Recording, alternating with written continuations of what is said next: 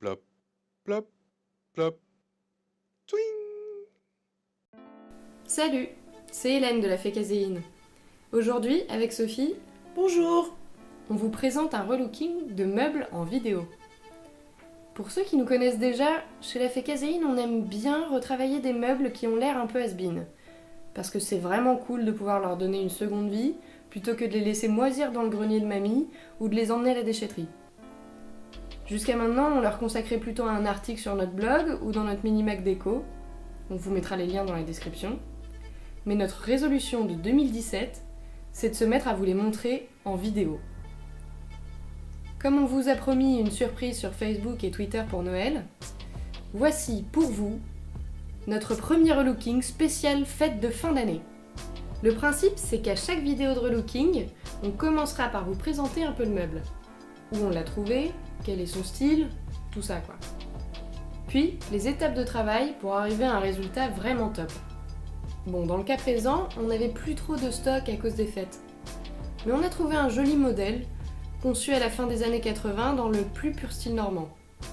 Il est un peu encombrant, mais nous on y a tout de suite vu un sacré potentiel. Vous allez voir qu'il est quand même un peu différent de notre style habituel. On vous présente Mathieu. Tadam! Mon frère.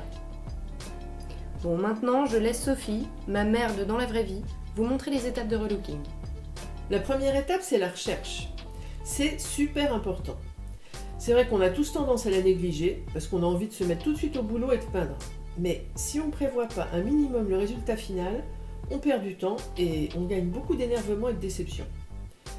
Moi, j'aime faire un croquis du meuble et tester différentes solutions de couleurs, de motifs et de finition.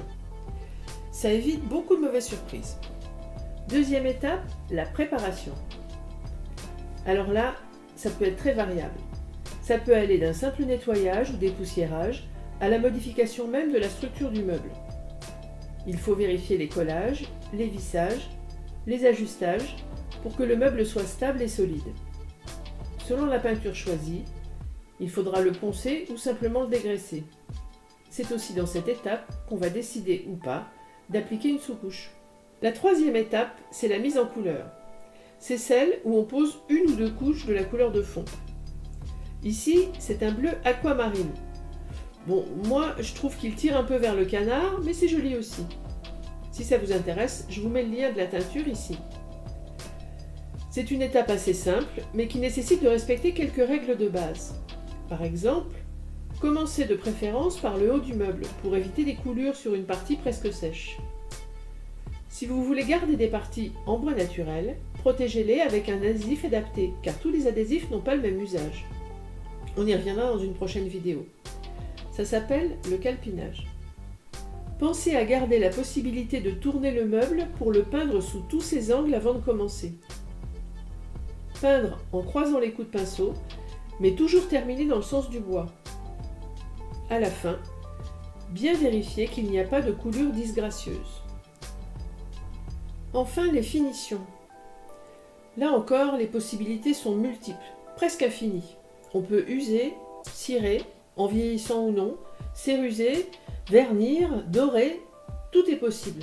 Vous verrez ça dans nos prochaines vidéos. Chez la Fécaséine, c'est Hélène qui s'occupe des images.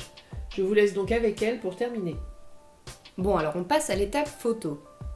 Là, je le prends en photo sur fond blanc pour pouvoir vous montrer ensuite comment l'intégrer dans votre déco de Noël. Première idée relooking, le Mathieu sapin. Bon, c'est utile qu'en fin d'année, mais on peut dire que ça fait quand même son petit effet, non? Pour la deuxième idée, on part sur quelque chose d'un peu plus utilitaire. Le Mathieu porte-bûche, à installer près de votre cheminée. Il s'intégrera très bien dans tous les styles d'intérieur, que ce soit moderne ou plus rustique. Et pour finir, ne négligeons pas les essentiels.